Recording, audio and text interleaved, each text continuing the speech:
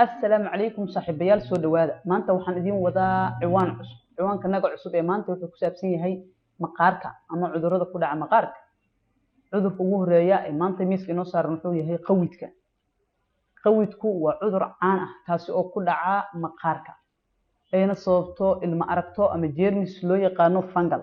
kaasi oo ku kora dusha sare ee maqaarka ilma aragtadaasi ku kora dusha sare ee maqaarka wuxuu sababaa inuu bedelo ama dooriyo midabkii maqaarka asagoo ka dhigaya maqaarkii meelo leh baro cadcad oo aad u iftiimaya ama meelo leh baro madmadow qawidku wuxuu caan ku yahay oo aad ku garan kartaa inta kale ee jirka midabka maqaarka saaran inuu aad uga duwan yahay jirka caafimaadka qaba midabka saaran iyo meelaha qawidku ku dhacay aad ayay u kala duwan yihiin wuxuu noqon karaa mid cad oo aad u iftiimaya ama mid leh baro madmadow qawidku wuxuu inta badan ku badan yahay dadka ku nool meelaha kulkulul oo cimiladoodu ay huurka tahay cimilada huurka ah ayuu aad ugu badan yahay labo dadka aadka u liida ayuu qawidku ku badan yahay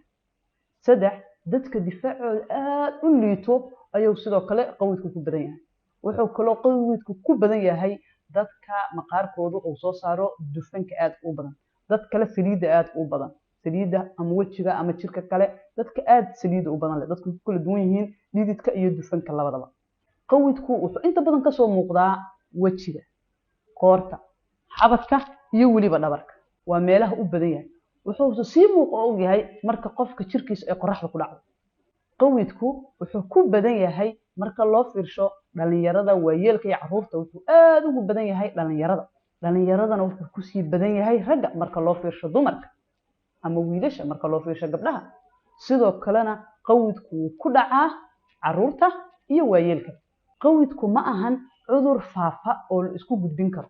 qawidku ma keeno ama ma lahan xanuun iyo cuncun balse waxa uu leeyahay oo ugu badan waxay tahay walbahaar xishood iyo waliba qofkii oo bulshadii ka dhex baxa qofkii wuxuu isku arkayaa qof aad dadka uga duwan maxaa yeelay dadku way su'aalayaan markay ku arkaan midabkiisa oo cadcadaad yeeshay waxaana waa maxay maxaa ka soo baxay maxaa qofku markuu wuxuu noqonayaa inuu ku aruuro sariirta balse waxaan leeyahay saaxiib ha ku aruurin sariirta wuu fududahay waan laga daaweyn karaa fadlan ha isticmaalin daawooyinka kiimikaalka ah kuwaasi oo bedela maqaarka ama waxyeelo ku sababi kara qawidka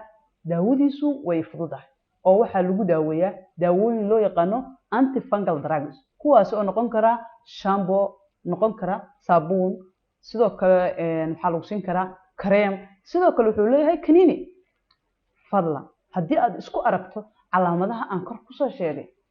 farmasiga ha tagin ha iska soo qaadan daawo antifungal ee la xiriir dhakhtarka kugu dhow ee maqaarka asaga ayaa ku siin doona daawooyin kugu habboon ama daawooyinka ugu saxsan waad ku mahadsan tahay la socoshada barnaamijkeena haddii aad wax ka faa'iiday fadlan noo subscribe garay youtube channelka sidoo kale noo soo follow garay wixii su'aal ah oo dheeraad ah oo aad qabtana inoogu reeb commentiga sidoo kale haddii ay jiraan wax aad jeclaan lahayd in laga soo hadlana nagula soo wadaag isla commentiga aad iyo aad u mahadsantihiin waan kaga mahadcelinayaa la socodkii